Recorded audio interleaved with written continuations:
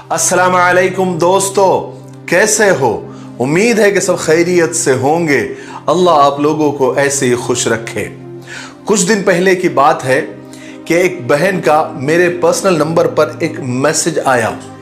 कहने लगी कि हजरत आप कहते हैं कि शौहर जो कहता रहे अल्लाह की रजा के लिए, अल्लाह के लिए उसको खामोशी के साथ सुनते रहो, अपने शौहर की हर बदतमीजियों और गालियों को बर्दाश्त करती रहो। लेकिन हजरत मैं आपको एक बात बताऊं, मुझसे मेरी मां पर गाली मुझे बर्दाश्त नहीं होती। मेरी मां को इस दुनिया से रुखसत हुए 5 साल हो गए हैं। मेरे शौहर मेरे सामने मेरी मां को गाली देते हैं, उन्हें तवायफ कहते हैं। मैं आपको बताऊं, मेरा कलेजा फट जाता है। 8 महीने पहले ये लफ्ज कहने पर मैंने शौहर को जवाब दिया था। आज वो दिन है और आज का दिन है।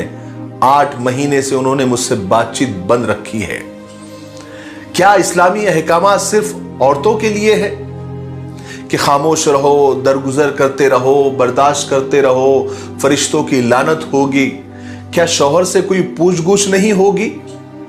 क्या सारे अजाब बीवियों के लिए है? अल्लाह की कसम, उस बहन के मैसेज ने और उसकी बातों ने, उसकी कहानी ने मेरी आंखों को नम कर दिया। वो आगे लिखती है कि मेरे शौहर को मेरी मां से सबसे बड़ी शिकायत ये है, सबसे बड़ा गिला ये भी है कि बड़े दामाद को तो जहेज में मोटरसाइकिल दी और मुझे साइकिल तक नहीं।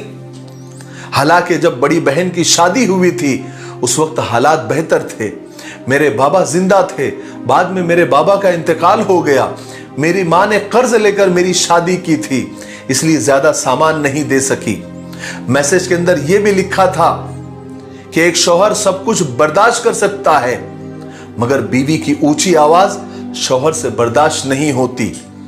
लेकिन हजरत, दूसरी तरफ यह भी हकीकत है कि एक बीवी सब कुछ बर्दाश्त कर सकती है, लेकिन उसके घर वालों को बुरा भला कहना उससे बर्दाश्त नहीं होता, खास करके मां बाप को। आप लोगों ने तो सुना ही होगा कि किसी की आह नहीं लेनी चाहिए, लेकिन ये आह का कंसेप्ट सिर्फ मां बाप या यतीम मिस्किन बच्चों के साथ ही नहीं है, बल्कि हर उस शख्स के साथ है जिसका आपने दिल दुखाया हो। उसके अंदर महरम, गैर महरम, तमाम रिश्तेदार, दोस्त, अहबाब, दुनिया के सब लोग शामिल हैं। कल कयामत के दिन फरिश्ते कहेंगे जी ये फला नमाजी है, जवाब मिलेगा मुंह पर मार दो इसकी नमाजें। फरिश्ते कहेंगे जी ये हाजी साहब है, ये रोजेदार है, ये तहज्जुद गुजार है, लेकिन खुदा की तरफ से जवाब आएगा सारे उसके आमाल काले कपड़े में लपेटकर उसके मुंह पर मार दिए जाए और उससे कहा जाए कि पहले उस शख्स से माफी मांग कर आओ, उससे माफी लेकर आओ जिसका तुमने दुनिया में दिल दुखाया था। जो आग तुम्हारी वजह से दुनिया में रोई थी, पहले उससे माफी लेकर आओ। जरा हम सोचे तो सही, अगर कल हमारी बीवी ने वहां पर माफ करने से इनकार कर दिया तो हमारा क्या होगा? हमारी बीवियां अपना घर छोड़कर आई है, सुबह का नाश्ता, दोपहर का खाना, रात का खाना उसकी जिम्मेदारी, कपड़े धोना, इस्त्री करना उसकी जिम्मेदारी, घर की सफाई, झाड़ू पोछा उसकी जिम्मेदारी, बच्चे संभालना, बच्चों की परवरिश उसकी जिम्मेदारी, सास का ये काम, ससुर का वो काम उसकी जिम्मेदारी। एक बात बताऊं, बीवी के जिम्मे ये सब कुछ नहीं होता। मुझे छोड़ दे, दुनिया के किसी बड़े आलिम से जाकर पूछ ले, बीवी की ये सब काम, ये सारी जिम्मेदारी बीवी की नहीं है।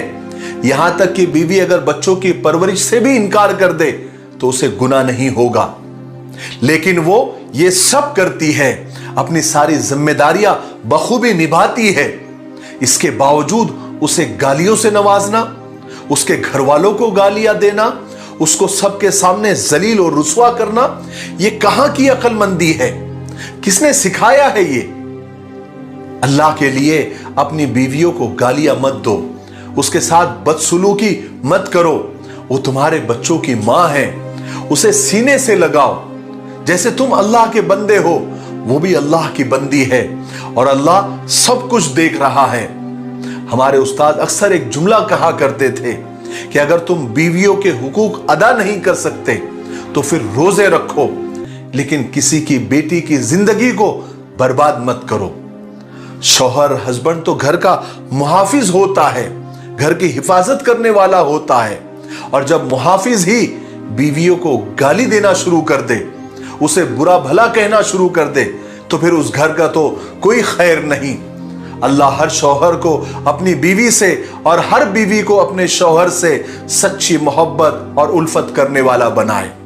मुझे उम्मीद है कि आज की मेरी बातों से बहुत कुछ सीखने को मिला होगा। मेरे लिए, पूरी उम्मत के लिए और पूरी इंसानियत के लिए खैर और भलाई की दुआ करते रहे। अस्सलामु अलैकुम व रहमतुल्लाहि व बरकातुहू।